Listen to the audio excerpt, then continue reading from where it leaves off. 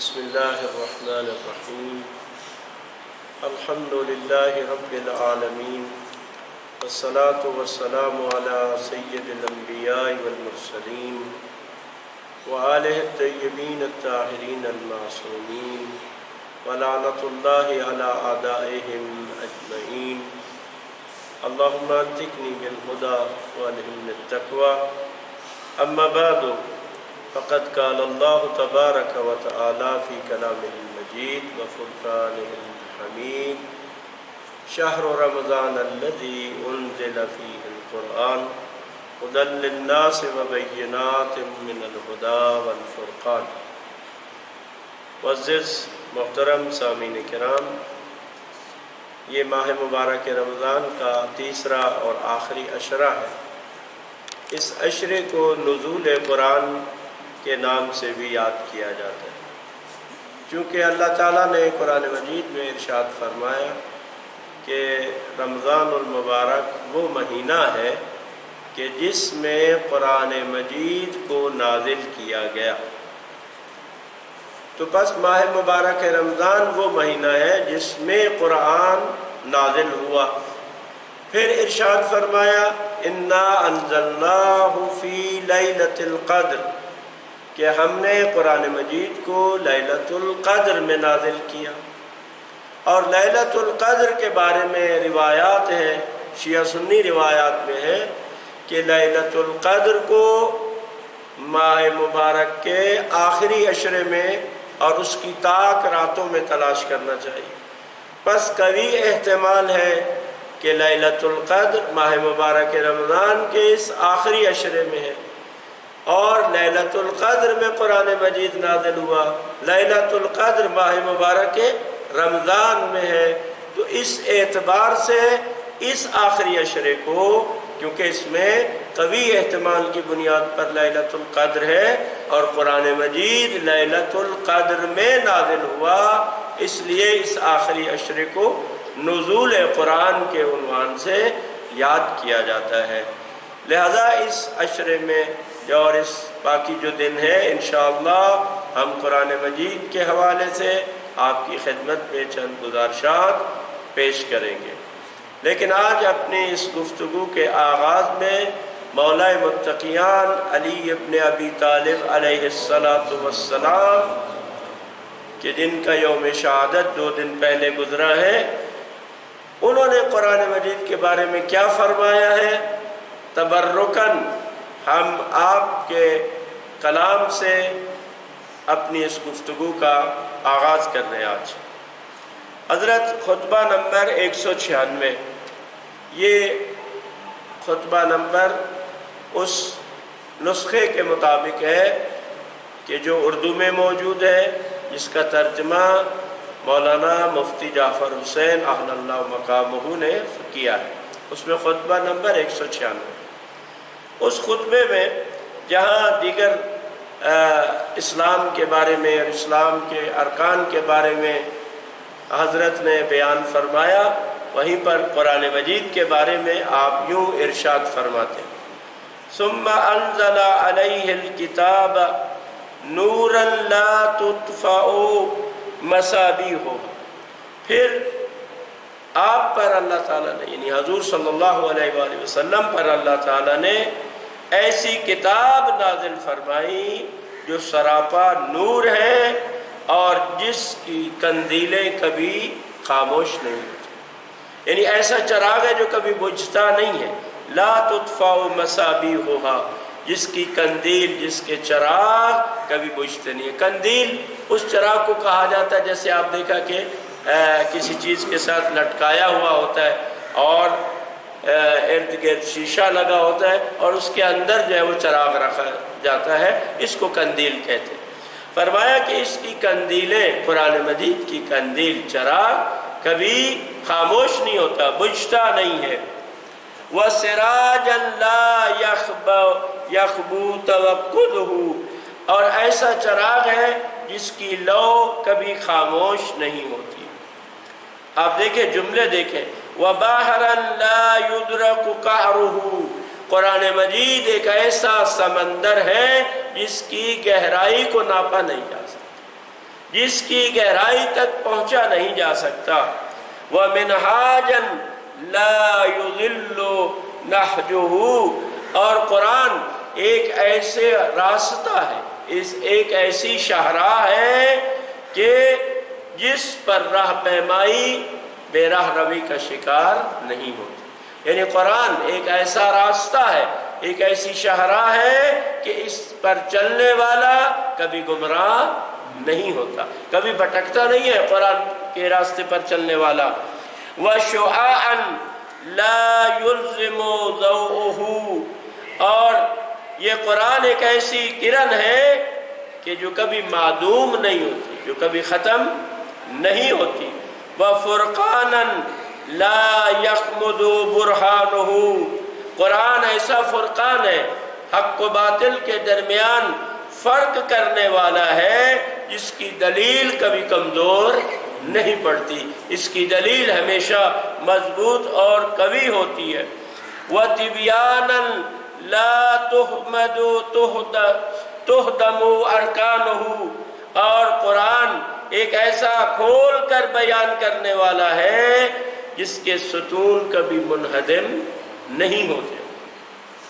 وَشِفَاءٌ لَا تُخْشَى أَقْسَامُهُ،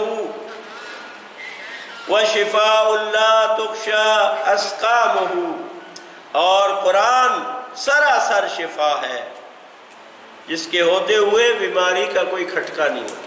جس کے سینے میں قرآن ہے اس کے سینے میں کوئی قلبی بیماری نہیں ہوگی، کوئی روحانی بیماری اس کے سینے میں نہیں ہوگی۔ قرآن سراسر شفا ہے۔ وَعِزًّا لَا تُهْزَمُ أَنصَارُهُ، اور قرآن وہ عزت و غلبہ ہے کہ جس کے یار و مددگار شکست نہیں کھاتے، جو قرآن کے ساتھ ہوں انہیں کبھی شکست نہیں ہوتی۔ وَحَقًّا لَا تُخْذَلُ أَعْوَانُهُ، اور قرآن ایک ایسا حق ہے جس کے معین و معاون اور مددگار بے مدد نہیں چھوڑے جاتے، یعنی جو قرآن کے ساتھ ہیں ان کی ہمیشہ مدد کی جاتی ہے، ان کو تنہا نہیں چھوڑا جاتا، ان کو بے یار و مددگار نہیں چھوڑا جاتا۔ اب ان میں سے ہر ایک جملہ بہت زیادہ تشریح طلب ہے، لیکن صرف یہاں پر تبرکاً مولا کے ان کلمات کو قرآن کی عظمت کے حوالے سے بیان کرنا مقصود ہے۔ فرماتے ہیں وَهُوَ مَعْدِنُ الْإِيمَانِ، یہ قرآن کیا ہے؟ ایمان کی کان ہے، معدن الایمان۔ وَبُحْبُوحَتُهُ، اور یہ ایمان کا مرکز ہے۔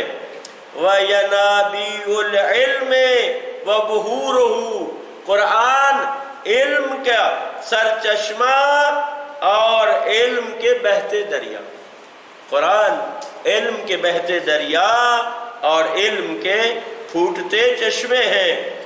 وَرِيَاضُ الْعَدْلِ، فرماتے ہیں کہ یہ عدل کا چمنستان ہے، قرآن عدل کا باغ ہے، چمنستان ہے۔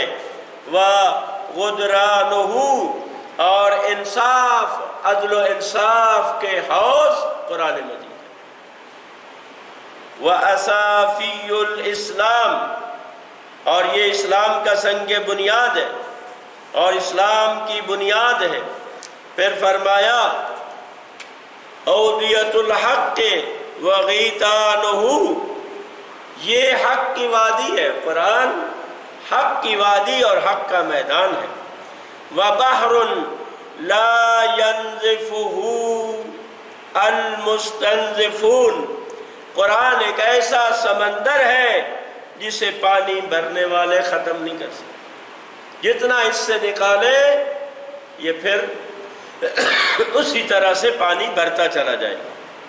وعیون لا ينزبها الماتحون، اور قرآن ایک ایسا چشمہ ہے، پانی لینے والے اسے خشک نہیں کر سکتے۔ ایک ایسا چشمہ جتنا بھی اس سے پانی لے کبھی یہ خشک نہیں ہوگا۔ وَمَنَاهِلُ لَا يُغِيثُهَا الْوَارِدُونَ، اور قرآن مجید ایک ایسا گھاٹ ہے جس پر اترنے والے اس کا پانی گھٹا نہیں سکتے، جتنا بھی پیے یہ پانی ختم ہونے والا نہیں ہے۔ وَمَنَازِلُ لَا يَضِلُّ نَهْجَهَا الْمُسَافِرُونَ، یہ ایسی منزل ہے کہ جس کی راہ میں کوئی چلنے والا بھٹکتا نہیں ہے۔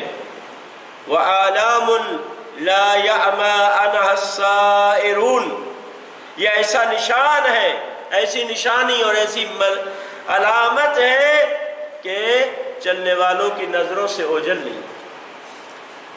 فرمایا وَأَكَامٌ لَا يَجُوزُ عَنْهَا الْقَاصِدُونَ، وہ ایسا ٹیلا ہے کہ حق کا قصد کرنے والے اس سے آگے گزر نہیں سکتے۔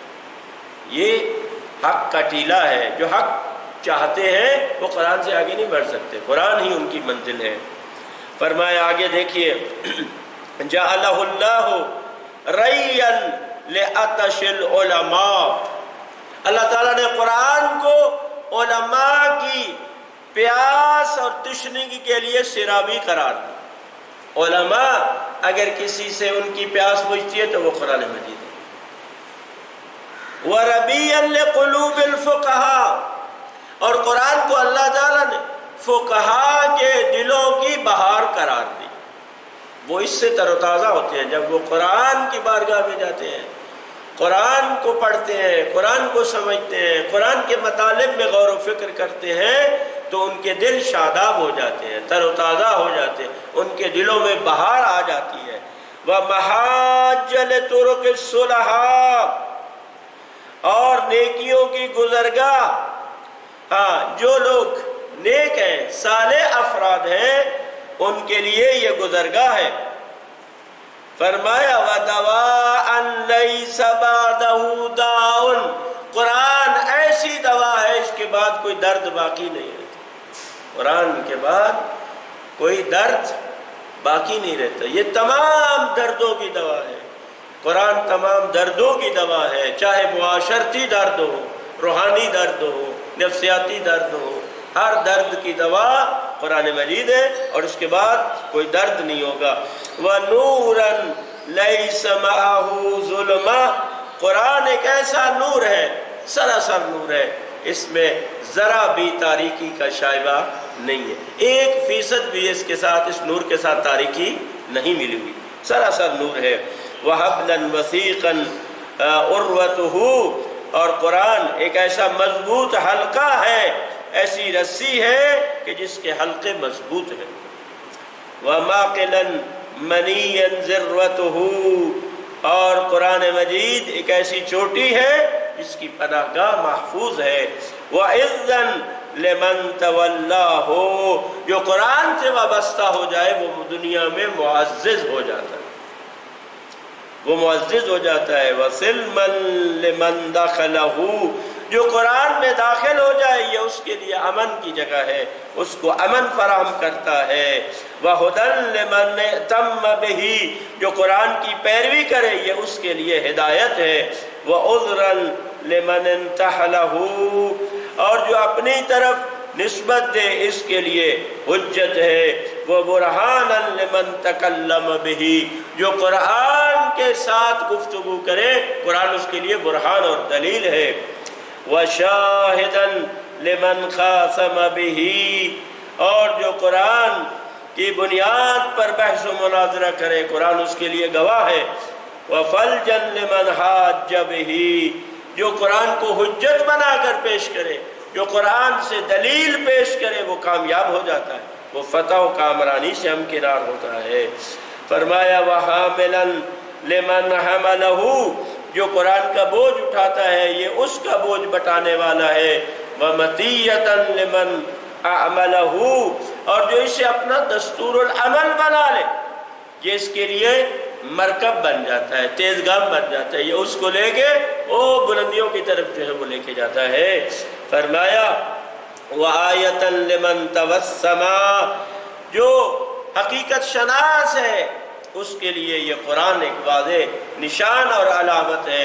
وَجُنَّةً لِمَنْ اسْتَلَامَا، اور جو ضلالت سے ٹکرانے کے لیے سلاح بند ہو یہ قرآن اس کے لیے سپر ہے، جو اس کی فرمایا وَعِلْمًا لِمَنْ وَعَا، جو قرآن کی ہدایت کو اپنے پلے باندھ لے، گرہ میں باندھ لے، اس کے لیے قرآن علم و دانش ہے۔ وَحَدِيثًا لِمَنْ رَوَا، اور بیان کرنے والے کے لیے بہترین کلام ہے۔ وَحُکْمًا لِمَنْ قَضَا، اور فیصلہ کرنے والے کے لیے قرآن ایک قطعی حکم ہے۔ تو قرآن ایک ایسا سمندر ہے جس کے عجائب کبھی ختم نہیں ہوں گے۔ قرآن ایک ایسا سمندر اور دریا ہے جس کی گہرائیوں کو کوئی نہیں پہنچ سکتا۔ یہ قرآن مجید کے بارے میں دیگر مقامات پر بھی امیر المومنین علی ابن ابی طالب علیہ السلام نے کلمات ارشاد فرمائے ہیں۔ آپ دیکھیں کہ کس طرح سے امام علیہ السلام نے قرآن کی عظمت کو، قرآن کے فضائل کو اور قرآن کے عجائب کو یہاں پر بیان فرمایا ہے۔ قرآن مجید یہ جو نازل ہوا ہے، اب تھوڑی سی علمی بحث آپ کے علم میں انشاءاللہ اضافے کا سبب ہوگی۔ بعض چیزیں ایسی ہوتی ہیں کہ جن کا بعد دفعہ عمل سے اتنا تعلق نہیں ہوتا، لیکن اس کا فکر سے اور انسان کی معلومات سے اس کا تعلق ہوتا ہے۔ قرآن مجید کے نزول کے بارے میں اور بالخصوص یہ کہ ارشاد ہوتا ہے کہ ہم نے قرآن مجید کو رمضان المبارک میں اور لیلۃ القدر میں نازل کیا، تو اس بارے میں علماء کے درمیان بحث ہے کہ اس سے مراد کیا ہے۔ یہ جو نزول قرآن ہے اس کا مطلب کیا ہے؟ اس کا مطلب کیا ہے کہ ہم نے لیلۃ القدر میں نازل کیا، اس سے کیا مراد ہے؟ اس بارے میں بنیادی طور پر نزول قرآن کے بارے میں علماء اور جو بزرگان ہیں، مفسرین ہیں، دو نظریے پائے جاتے ہیں۔ دو نظریے پائے جاتے ہیں۔ ایک نظریہ یہ ہے کہ یہ قرآن مجید تدریجاً 23 سال یا 20 سال کے عرصے میں نازل ہوا۔ 20 سال کا عرصہ اس لیے کہا جاتا ہے کیونکہ جب پہلی وحی نازل ہوئی پیغمبر صلی اللہ علیہ وآلہ وسلم پر، اس کے بعد 3 سال تک وحی نازل نہیں ہوئی۔ اس کو فترت وحی کا زمانہ کہا جاتا ہے۔ پھر 3 سال کے بعد وحی کا نزول شروع ہوا، تو اس لیے 20 سال کا بھی عرصہ کہا جاتا ہے اور 23 سال کا۔ 20 سال کا اس نظر سے کہ بعد میں جب تسلسل شروع ہوا وحی کا تو وہ 20 سال کا عرصہ بنتا ہے، اور 23 سال اس لحاظ سے کہ جب شروع سے، تو وہ کہتے ہیں کہ تدریجاً، جیسا کہ غالب نظر یہ ہے کہ مختلف حالات کے لحاظ سے، مختلف واقعات کے لحاظ سے قرآن مجید تھوڑا تھوڑا کر کے نازل ہوتا رہا، اور اس میں بھی کبھی کوئی صورت پوری کی پوری ایک دفعہ نازل ہوئی، اور کبھی اس کی مختلف آیات نازل ہوتی رہی۔ قرآن یعنی تدریجاً نازل ہوا ہے۔ تو پھر یہ بات آتی ہے کہ جب قرآن تدریجاً نازل ہوا ہے، رفتہ رفتہ نازل ہوا ہے، آہستہ آہستہ نازل ہوا ہے، تو پھر یہ جو کہا گیا ہے کہ ہم نے لیلۃ القدر میں نازل کیا، اس سے کیا مراد ہے؟ یعنی اس سے تو یہ لگتا ہے کہ سارا قرآن لیلۃ القدر میں نازل ہوا۔ تو وہ یہ جواب دیتے ہیں کہ اس کا مطلب یہ ہے کیونکہ جب بھی کسی کام کا آغاز جب کیا جائے، جس دن کیا جائے، جس مہینے میں کیا جائے، تو عام طور پر یہ کہا جاتا ہے کہ جی ہم نے فلاں مہینے میں یہ کام انجام دیا ہے۔ تو چونکہ قرآن مجید کے نزول کا آغاز شب قدر میں ہوا اور اس کے بعد آہستہ آہستہ پورے عرصے میں نازل ہوتا رہا، اس وجہ سے کہا جاتا ہے کہ یہ قرآن کو ہم نے لیلۃ القدر میں نازل کیا، لہذا یہ رفتہ رفتہ نازل ہوا، لیکن اس کا آغاز کب ہوا؟ لیلۃ القدر۔ دوسرا نظریہ یہ ہے اسی حوالے سے جو کہتے ہیں کہ تدریجاً نازل ہوا، وہ یہ کہتے ہیں کہ زیادہ تر جو قرآن ہے وہ ہر سال چونکہ لیلۃ القدر آتی تھی، زیادہ تر قرآن کا حصہ لیلۃ القدر میں نازل ہوا ہے، یعنی قرآن کا اکثر حصہ، زیادہ تر حصہ شبہائے قدر میں نازل ہوا ہے۔ تو اس اکثریت کی وجہ سے کہا گیا ہے کہ ہم نے اس قرآن کو لیلۃ القدر میں نازل کیا۔ یہ ان لوگوں کی رائے ہے جو کہتے ہیں قرآن بالتدریج نازل ہوا۔ دوسرا نظریہ یہ ہے کہ قرآن مجید کے دو نزول ہیں۔ ایک قرآن مجید اس کو کہتے ہیں کہ ایک ہی مرتبہ سارا کا سارا قرآن مجید ایک مرتبہ نازل ہوا ہے لیلۃ القدر میں، اور پھر مختلف مناسبتوں سے رفتہ رفتہ بھی ساتھ ساتھ نازل ہوتا رہا ہے۔ اس کی دلیل یہ دیتے ہیں کہ کیونکہ قرآن مجید میں ہے، اللہ تعالیٰ نے نبی کریم صلی اللہ علیہ وآلہ وسلم سے ارشاد فرمایا کہ لا تعجل بالقرآن، کہ آپ جلدی نہ کریں، چونکہ کہتے ہوتا یوں تھا کہ ادھر سے وحی نازل ہو رہی ہوتی تھی، حضرت صلی اللہ علیہ وآلہ وسلم اس کو آگے سے پڑھتے جاتے تھے۔ تو وہ یہ کہتے ہیں کہ یہ جو کہا گیا ہے کہ آپ قرآن پڑھنے میں جلدی نہ کریں، یعنی اس کا مطلب ہے پہلے سے قرآن آپ کے پاس تھا، لہذا جو ہی سورت کا آغاز ہوتا تھا آپ اگلی آیات بھی پڑھ دیتے تھے۔ لہذا وہ کہتے ہیں کہ یہ دلیل ہے اس بات کی کہ قرآن مجید پہلے پورے کا پورا ایک مرتبہ نازل ہو چکا تھا، اب مختلف مناسبتوں سے یعنی دوبارہ اس کی آیات نازل ہوتی رہی کہ اب یہ آیات اس مناسبت سے ہیں، یہ آیات اس مناسبت سے ہیں، یعنی پہلے پورے طور پر ایک جسے کہتے ہیں من جملہ قرآن مجید جو ہے وہ نازل ہوا، سربستہ ایک یعنی کیا پیک شکل میں قرآن مجید جو ہے وہ نازل ہوا۔ اب یہ کہ اس کی تفصیلات آتی رہیں کہ یہ آیات فلاں موقع پہ ہے، یہ فلاں موقع پہ، یہ اس حوالے سے، یہ اس حوالے سے، یہ اس حوالے سے۔ لہذا وہ کہتے ہیں کہ قرآن مجید ایک مرتبہ پورے کا پورا نازل ہوا لیلۃ القدر میں، اور بعد میں رفتہ رفتہ بھی نازل ہوتا رہا۔ اب یہ جو کہتے ہیں کہ لیلۃ القدر میں نازل ہوا، اس میں بھی پھر 3-4 نظریات ہیں۔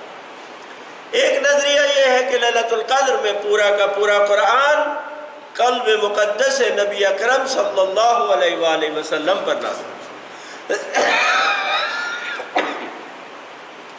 دوسرا یہ ہے کہ نہیں، یہ شیخ صدوق علیہ الرحمن کا نظر کہ قرآن لوح محفوظ میں تھا پورا کا پورا، لیلۃ القدر میں بیت المعمور، یہ بیت المعمور کہتے ہیں جس طرح سے زمین پر ایک گھر ہے جس کو ہم خانہ کعبہ کہتے ہیں جو کہ مرکز ہے زمین کا، اسی طرح سے اس کے مساوی آسمانوں پر ایک گھر ہے جس کو بیت المعمور کہا جاتا ہے، جو فرشتوں کی زیارت گاہ اور ان کے لیے وہ گھر ہے۔ تو وہ فرماتے ہیں کہ لوح محفوظ سے لیلۃ القدر والی رات بیت المعمور پہ قرآن مجید نازل ہوا، اور پھر وہاں سے مختلف مناسبتوں سے رفتہ رفتہ نازل ہوتا۔ تیسرا نظریہ اس میں یہ ہے کہ چوتھے آسمان پر نازل ہوا قرآن مجید، اور شاید یہ دونوں ایک ہی ہو کیونکہ بیت المعمور بھی چوتھے آسمان پہ، بعض کہتے ہیں دنیا کے آسمان پہ نازل ہوا، اور پھر وہاں سے رفتہ رفتہ قرآن مجید جو ہے وہ اس طرح سے نازل ہوتا رہا۔ تو بہرحال یہ مختلف اس بارے میں قرآن مجید کے نزول کے بارے میں یہ نظریات ہیں، اور اس میں جو شیخ مفید علیہ الرحمہ کا جو وہ نظریہ ہے وہ وہی کہتے ہیں کہ نہیں، قرآن رفتہ رفتہ جو ہے وہ بالتدریج اس میں جو ہے وہ نازل ہوا۔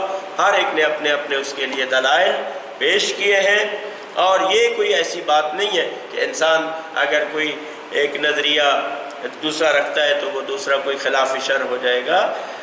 یہ نظریہ رکھنے کہ قرآن اللہ کی کتاب ہے، خدا کی طرف سے یہ قرآن مجید حضرت محمد مصطفیٰ صلی اللہ علیہ وآلہ وسلم پر نازل ہوا۔ آخری 1-2 منٹ کی بات کروں۔ اب یہ سوال ہے کہ سب سے پہلا قرآن کی آیات یا قرآن کا سورہ کون سا نازل ہوا ہے؟ اس بارے میں بھی 3 بنیادی نظریات۔ ایک نظر یہ ہے کہ سورہ علق کی ابتدائی آیات اس میں نازل ہوئی ہے، سب سے پہلے قرآن کے طور پر۔ نمبر 2، سورہ مدثر کی آیات، بسم اللہ الرحمن الرحیم، یا ایھا المدثر قم فانذر، یہ آیات، یہ قرآن کی پہلی آیات نازل ہوئی۔ اور تیسرا نظریہ یہ ہے کہ سورہ الحمد سب سے پہلی آیات ہے جو قرآن مجید پر نازل ہے، قرآن مجید کی نازل ہے۔ البتہ اس میں ایک اور بات بھی ہے کہ ہم کہتے ہیں کہ پہلی وحی حضرت صلی اللہ علیہ وآلہ وسلم پر 27 رجب کو نازل ہوئی، جو بعثت پیغمبر ہے۔ تو ادھر سے قرآن ماہ رمضان میں نازل ہوا ہے، تو اس میں کیسے ہم کہیں؟ تو وہ جواب یہ دیتے ہیں کہ وہ جو آیات تھیں وہ بعثت کے عنوان سے تھی۔ حضرت صلی اللہ علیہ وسلم کو یہ بتایا گیا کہ آپ مبعوث میں رسالت ہوئے ہیں، لیکن قرآن مجید کے عنوان سے یہ آیات جو ہے وہ ليلۃ القدر میں نازل ہوئی۔ تو اس کو جمع یوں کیا گیا، اکٹھا یوں کیا گیا ہے ان تینوں اقوال کو۔ کہتے ہیں کہ سب سے پہلی آیات وہ سورہ علق کی آیات، پھر چونکہ 3 سال کے عرصے میں وحی نازل نہیں ہوئی تھی، اس کو تو فترت وحی کا زمانہ کہا جاتا ہے، پھر دوبارہ سورہ مدثر کی آیات نازل ہوئی۔ تو اس لحاظ سے یعنی 3 سال کے وقفے کے بعد جو پہلی آیات نازل ہوئی وہ سورہ مدثر کی تھی۔ اور سورہ الحمد وہ پہلی سورت ہے جو پورے طور پر نازل ہوئی ہے، یعنی سب سے پہلے جو مکمل سورت جو ہے وہ نازل ہوئی ہے وہ سورہ الحمد ہے۔ سورہ علق کی بھی پہلی ابتدائی آیات نازل ہوئی، پوری سورہ مکمل نازل نہیں ہوئی۔ سورہ مدثر کی بھی پہلی چند آیات نازل ہوئی ہے، مکمل نازل نہیں ہوئی۔ تو مکمل جو سورت ہے وہ سب سے پہلے جو نازل ہوئی وہ سورہ الحمد ہے۔ البتہ سورہ الحمد کے بارے میں کہ یہ 2 مرتبہ نازل ہوئی ہے، یعنی اس کی اہمیت کے پیش نظر بعض روایات یہ کہتی ہیں کہ یہ 2 مرتبہ یہ سورت جو ہے وہ نازل ہوئی۔ اس کی 7 آیات ہیں، اور بطور خاص ذکر ہوا ہے کہ 7 المثانی، کہ ہم نے آپ پر اے حبیب 7 المثانی نازل کیے۔ تو کہتے ہیں اس سے مراد سورہ الحمد ہے، اس کی 7 آیتیں ہیں، مثانی یعنی 2 مرتبہ جو ہے وہ اس کو نازل کیا گیا ہے۔ یہ خود سورہ الحمد کی عظمت کے پیش نظر ہے۔ پروردگار عالم ہمیں اس قرآن سے فیض یاب ہونے کی توفیق عطا فرما، اس قرآن کے معانی سے بہرہ مند فرما، صبح و شام اس کی تلاوت کی ہمیں توفیق عطا فرما۔ پروردگار اس کے احکامات پر ہمیں عمل کرنے کی توفیق عطا فرما۔ پروردگار جن چیزوں پر تو نے قرآن میں عقیدہ رکھنے کا حکم دیا ہے وہاں ان پر ہمیں صحیح عقیدہ رکھنے کی توفیق عطا فرما۔ جن چیزوں پر عمل کرنے کا تو نے حکم دیا ہے خدایا اس پر تو ہمیں عمل کرنے کی توفیق عطا فرما۔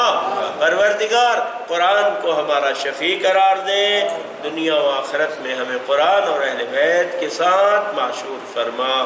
الحمدللہ رب العالمین، وصلی اللہ علی محمد وآلہ وسلم۔